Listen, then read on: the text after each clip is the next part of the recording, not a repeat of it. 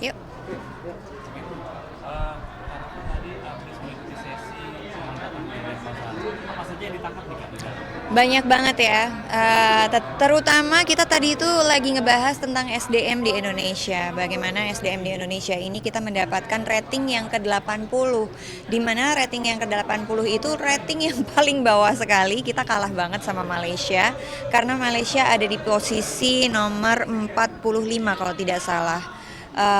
Setelah Cina, dan Singapura itu nomor 2. Jadi di situ kita melihat bahwa ini adalah suatu kemunduran yang terlalu lama, dan saya sebagai seorang pejabat negara itu menjadi mempunyai beban yang sangat luar biasa ya, karena melihat bagaimana kemerosotan pendidikan, kemerosotan SDM yang saat ini terjadi, dan bagaimana supaya kami itu bisa mempersiapkan supaya bangsa ini bisa dipersiapkan menjadi SDM yang lebih maju. Tapi kan itu juga bukan suatu yang mudah ya Mas.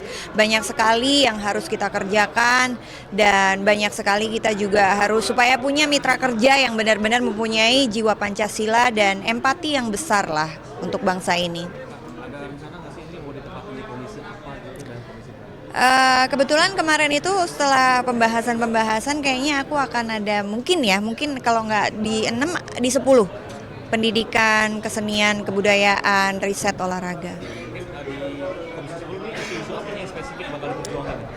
Pendidikan pastinya, karena pada saat ini kita mengetahui menurut data 67% rakyat Indonesia itu hanya lulusan SMP, lalu 20% atau mungkin 25% hanya lulusan SD, dan hanya sekitar 10-15% yang sampai di perguruan tinggi.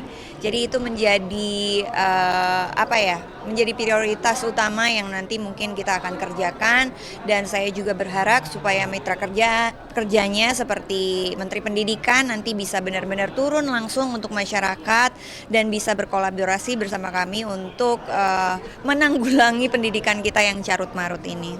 Kak, ini 1 Oktober pelantikan. Betul. Apa saja persiapan karena apa? Aku tuh nggak siap apa-apa.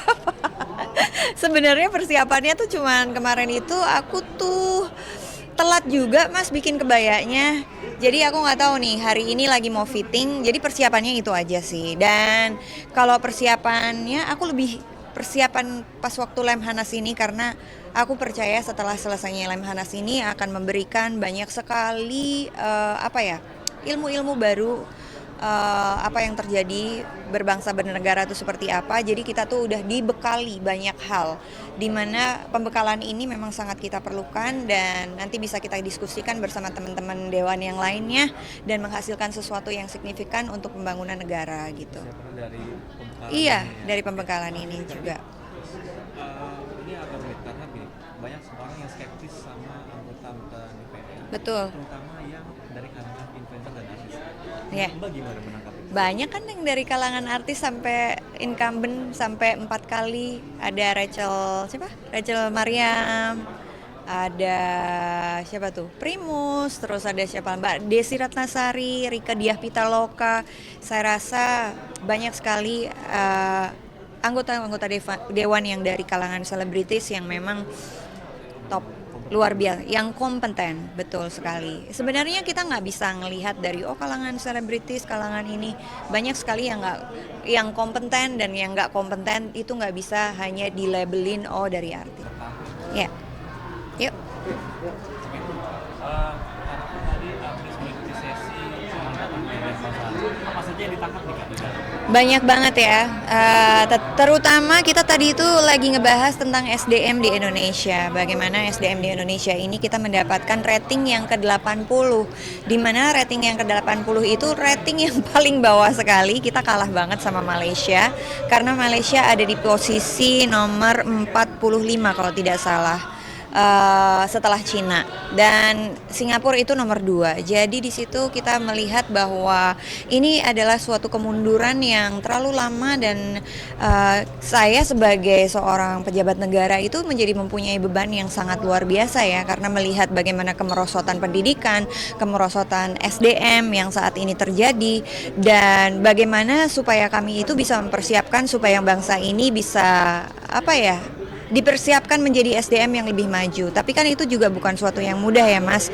Banyak sekali yang harus kita kerjakan dan banyak sekali kita juga harus supaya punya mitra kerja yang benar-benar mempunyai jiwa Pancasila dan empati yang besar lah untuk bangsa ini. Ada rencana nggak sih ini mau ditempatkan di komisi apa gitu dan komisi berapa? Kebetulan kemarin itu setelah pembahasan kayaknya aku akan ada mungkin kalau nggak di 6 di 10 pendidikan, kesenian, kebudayaan, riset, olahraga. Mungkin di komisi 10 ini isu-isu apa yang spesifik bakal diperjuangkan?